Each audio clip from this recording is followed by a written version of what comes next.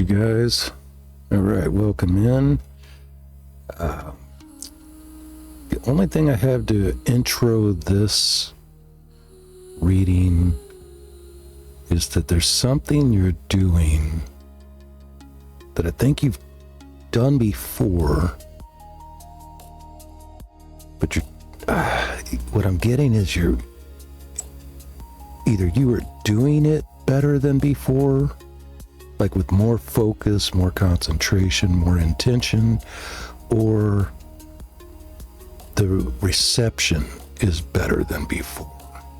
This may be a change in your appearance. This may be a change in your approach to something, the design of something. I'm not sure exactly what it is, but I feel like whatever it is, again, either you or you're doing it and you're not allowing distractions from the outside to affect you as it may have in the past, or the way that you're doing it is different. Maybe your entire approach is different. And I don't know if our candle is going to light here, but there we go. Let's get this. Oh, it's not going to stay lit, whatever it is. All right, let's cleanse it up and jump into this reading. Also, robins, the bird, may be significant to you at this time. Coyotes may be significant to you at this time. Or chipmunks may be significant at this time. And let me take care of this lighting real quick. Okay, I had to fix that light. Let's see what we have. We'll start off with a couple of these little cards.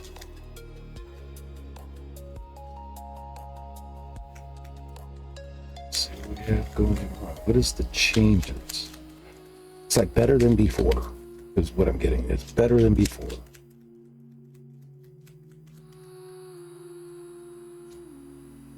Anchor, number 35. So you may just be more anchored. You may be more dedicated to a particular thing. Again, your approach is just more grounded, more anchored. You're locked in. Number 22, the two paths of one road. And number 7, the snake. This could be a negative aspect of a snake, or it could be the Kundalini rising. We'll find out more as we get into it. Let's get us some sacred let's get us a meditation. I'm sorry, a gratitude meditation. Let's get us a gratitude card. Let's see where that takes us. It's all for your highest good. This is to confirm your own intuition.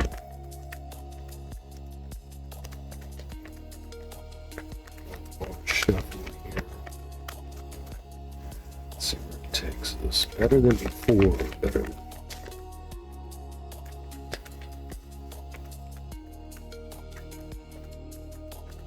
Again, it could just be the way people are receiving you is better than before. Maybe a love relationship, this is better than the ones you had. Friendship, this is, or a reuniting of a family, a familial relationship, something is better than before.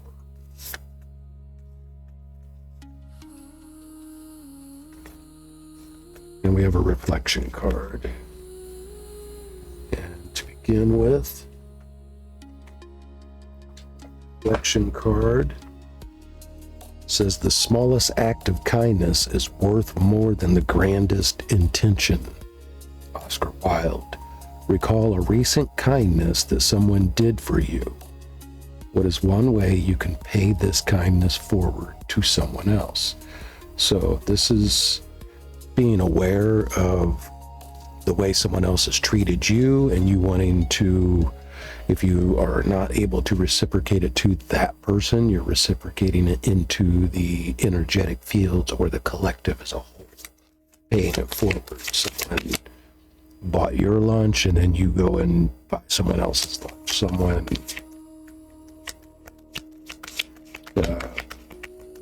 gave you a ride when you didn't have a ride, or helped you out, broke down on the road, so then you return that way, remembering that someone did it for you, so you do it for someone else.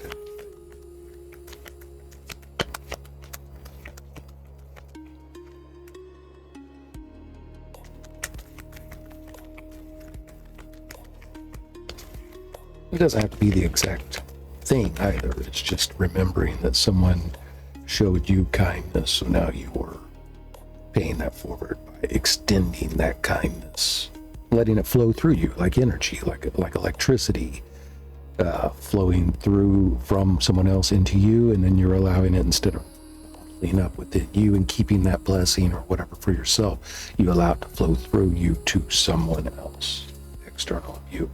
Belief. So we have 22 and now we have 11 as far as doubled numbers go. Belief is the frequency of belief supports our sense of self-worth based on our gifts and talents and a strong connection to source. So you may find your sense of self-worth or your identity may be found in what you believe your gifts to be, your talents to be. You may consider yourself to be an artist because that's a gift and a talent you have, or a musician, or a caretaker, a caregiver, or I don't know, you're kind because you have a gift of kindness. Someone gifted you with kindness. And again, the smallest action of kindness is worth more than the grandest intentions. You intend to be kind, you think yourself to be kind, but do you have that gift? You believe yourself to be kind because you act in kindness. You offer kindness to others. Divine Masculine, also number 22. So this has a lot to do with this action, but this is in the subconscious. This has a lot to do with the action we take in making decisions. That is an action that needs to be taken. So the frequency of Divine Masculine supports our strong, focused, and active side, allowing it to express itself while helping us to bring our dreams and ideas into form with kindness and wisdom. So there's your Sacred Geometry Activation Oracle. Let me click that down.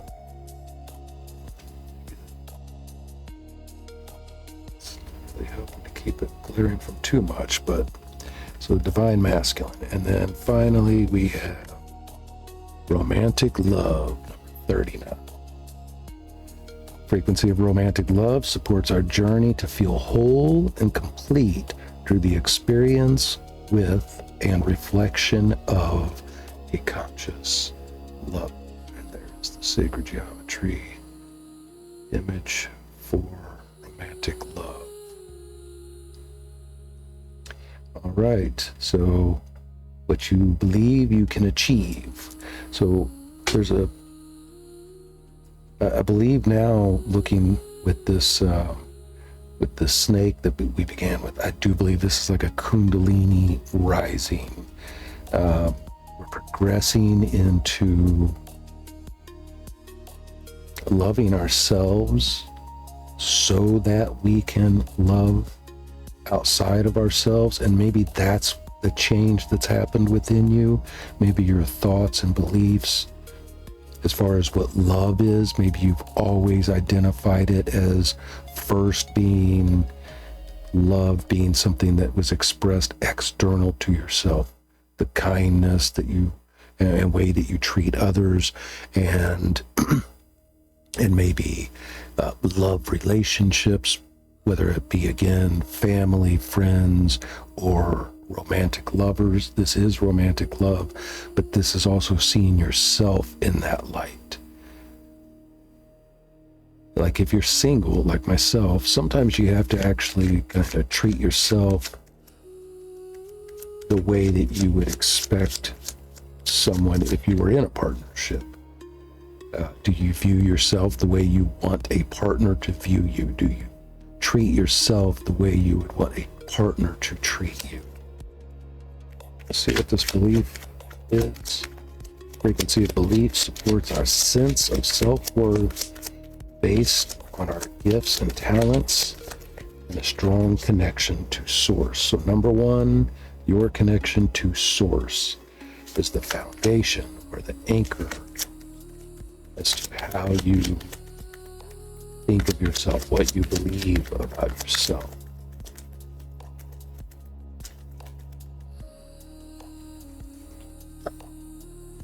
Glory, 6 of fire. Karma. And brother fire, again, that action, that divine masculine energy going out of the conscious. So consciously we do glorify ourselves, but that's not meaning like in a sacrilegious type of sense. If you hold some religious beliefs, you can glorify yourself or feel glorified in yourself. And again, believing that you are kindness and you have wisdom and you are a good person. But you want to exude those things so that you can influence that in others or upon others. The way you view yourself is the way you want others to view you. In turn, you also, in that, you automatically are also wanting to encourage others to see themselves in that same way. I hope that makes sense. Going forward, the divine masculine, we have 5 of earth, the nadir. This sometimes can be seen as a conflict where we feel locked out of a certain connection to ourselves. I feel like maybe that's where we have been at with this divine masculine. Let's see what the other 2 cards are that come out. The Hanged Man, there's been some confusion, a lot of contemplation and internal reflection going into the Fool, again, an action card. So I feel like what we believe about ourselves externally, the way we're showing ourselves or professing even with our own lips to be like, I am this person, I do this for other people, I help people, people kind to me, so I'm kindest to others. And maybe we're coming out of that, we have the intentions of being kind into the action, even if it's small acts of kindness. However, I do see that what we've dealt with, or maybe are currently at the point of this reading are dealing with, is we feel like we're unable to access that part of ourselves for ourselves. The contemplation is, if I show myself kindness, am I being too self-indulgent? Am I being too self-absorbed? If I want to see a better situation for, let's say, your community, the way that I treat others and encourage others in my community, can I accept those things, not only from others, but can I accept those things from myself? Can I pat myself on the back if I know that I've put in the work and whatever I've done, it comes out? Maybe you're an artist and you're doing a painting. Well, you sometimes don't feel great about the painting because of how many emotions are involved in making that painting and producing it, that piece of art. But at the end of it, you're like, it's all right. While someone else may be like, no, that is fantastic. Can you actually come out of the Hanged Man, the contemplation of how everything you went through emotionally in producing that, or how much work you put into it? You know that there were times you were lazy. You know that there were times that you were not really into what you're painting and you're just painting like in a zombie mode. You know, you weren't even there doing it. It was all very mechanical, very monotonous, repetition or repetitive aspects of the work that you're doing. Maybe you're a construction worker, let's say it like that. Let's say you're constructing something, and to you this is just something you do every day. It's become monotonous, but that's how you became so good at what you're doing. So when someone else admires it, you tend to kind of shrug. No, a better example would be a singer or a songwriter. You enjoy the work that you put in. You pour pieces of yourself into it, and when someone else compliments you on it, you're like, yeah, it's all right. Thank you. You know, you're that small act of kindness. Thank you.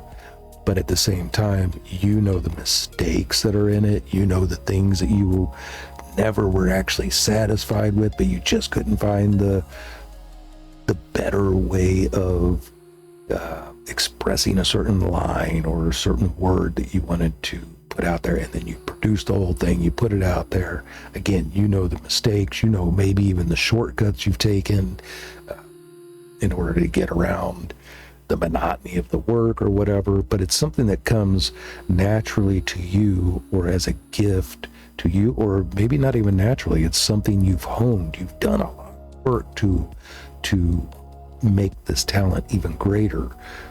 So even though it's better than before, and people may recognize that, can you allow yourself to recognize how far you've come?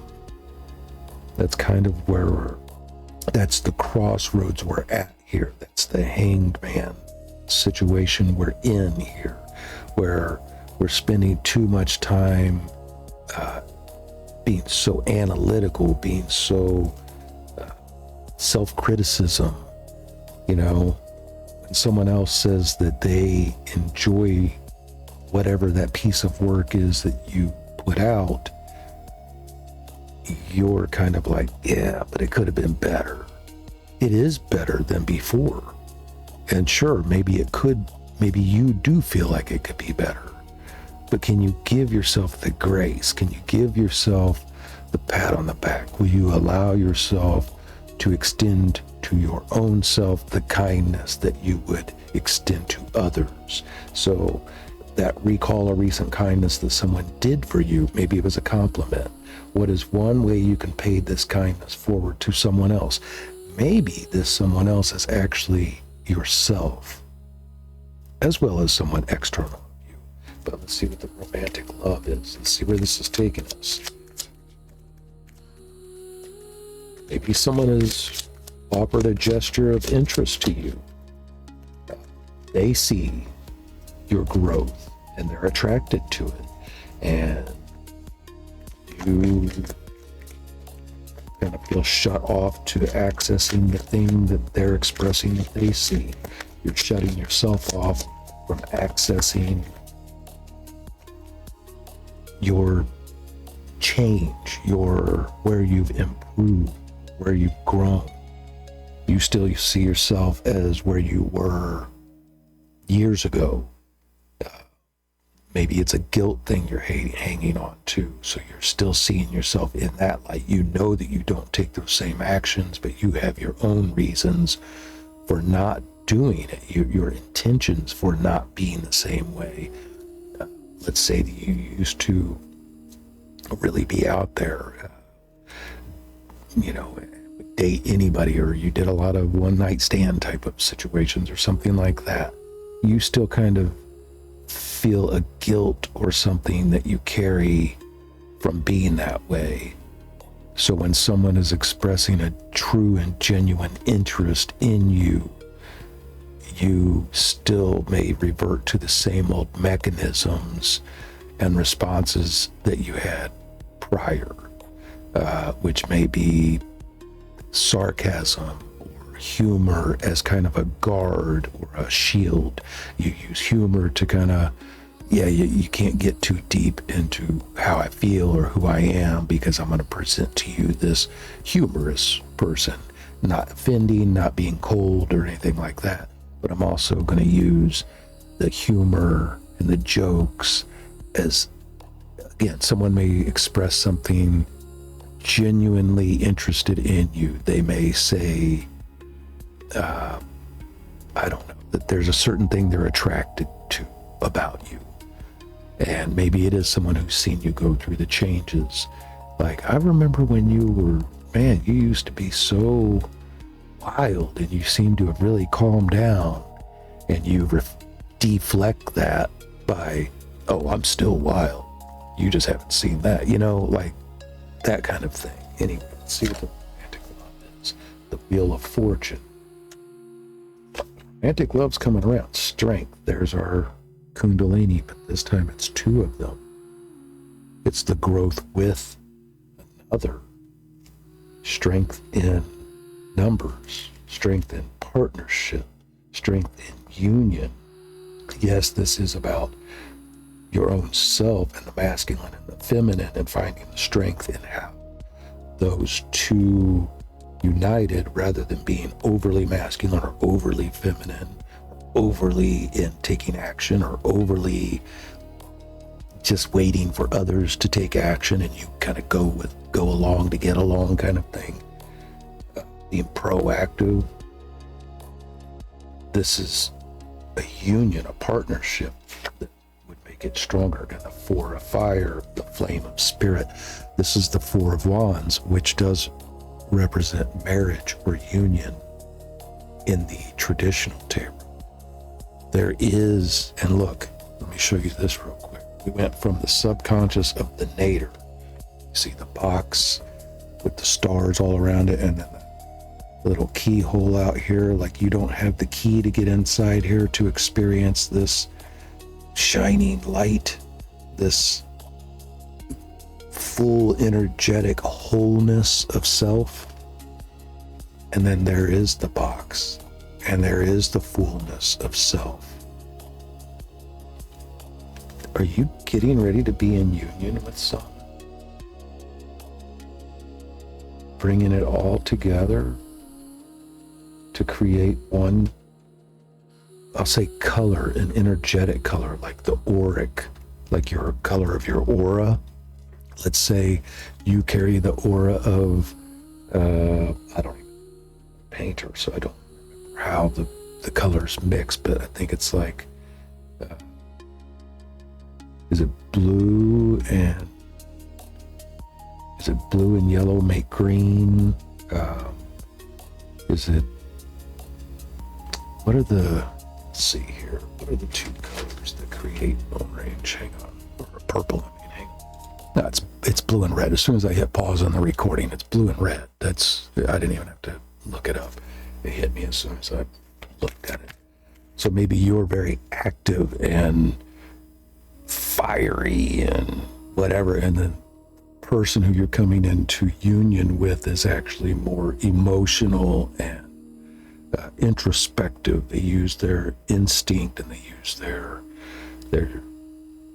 subconscious or their thoughts a lot. They're not analytically, but they kind of think about things, and they think about how it might affect others. So they carry more of the blue aura, the emotions, and watery, where you're fiery. And if you bring those two together, you get the purple aura, which is that purple of the belief card here, which is also the third eye chakra, which would be the Kundalini rising. The 7 would represent the 7th chakra. This can actually be really beautiful, I think. I think there's a beautiful union ahead, and I'm not trying to say that like a predictive reading. Like you're getting ready to, somebody's getting ready to come around the corner and you've got a relationship, but maybe you really do, because of being able to offer the same kind of love and kindness to yourself. You're actually going to attract a genuine, the smallest act of kindness is worth more than the grandest intentions. You intend to be kind to yourself, you intend to nurture yourself. When you take action on it, you attract that same thing towards you. But I think what you're attracting is the opposite, so that there can be a wholeness. I hope that makes sense. Let's see if we can get an angels and ancestors oracle here to clear up this whole message, make it complete. Anything you need to know about me is in the description box. If you'd like to schedule a personal reading, that's there. Subscribe if you're on YouTube. Follow if you're on Rumble. I do have talk a lot about it. I do have a tarot deck that I'm working on, so very, very different than anything that's out there. So if you won't be able to keep up, soon I'll have more information to where you can access more information about it very soon. And I do live readings for you. I do both free and donation-based readings live during the live stream for you, not just Zodiac live or some collective live, but readings for you. So if you're interested in that, make sure you're subscribed or following whichever platform you're on. I think we have one show. 7, 22, 11. These numbers might be really, really relevant. 7, 22.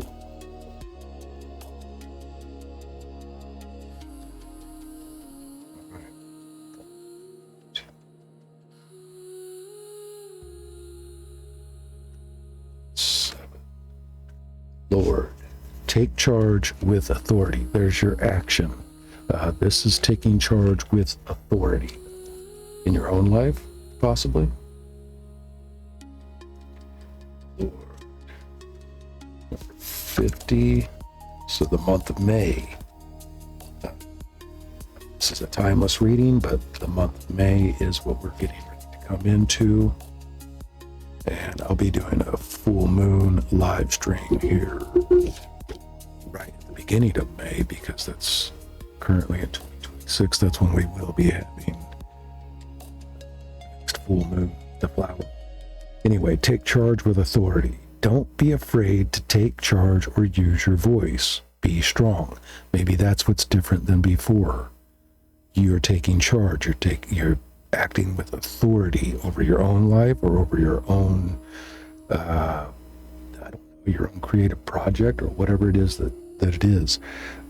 You are taking charge. All right, so don't be afraid to take charge or use your voice. Be strong. The Lord is the consort of the lady, the emperor in the traditional tarot, who represents an authoritative male who isn't afraid to lay down the law. But this doesn't mean he is angry or chauvinistic. He is self-possessed, reliable, and ambitious, a man of honor who has earned his place in society. The Lord in this oracle holds a ram staff and wears a crown of antlers, showing he keeps himself firmly rooted in the ground, that anchor, right? Showing he keeps himself firmly rooted in the ground and is protective of his people.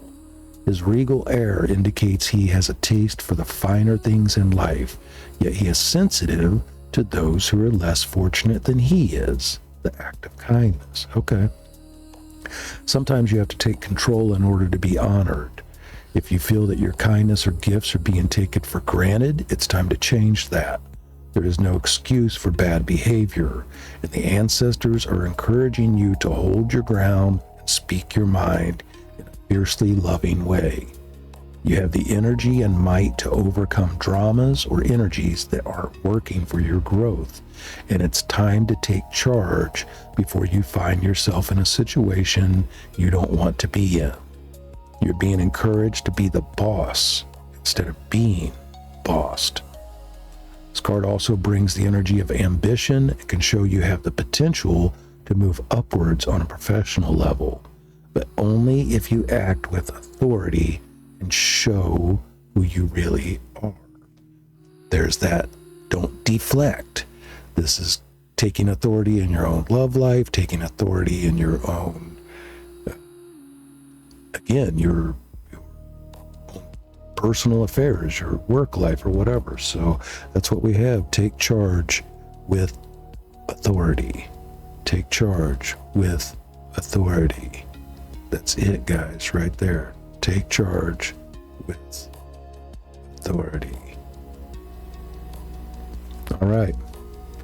That's what I have for you. Thank you for being here, and we will see you on the next one.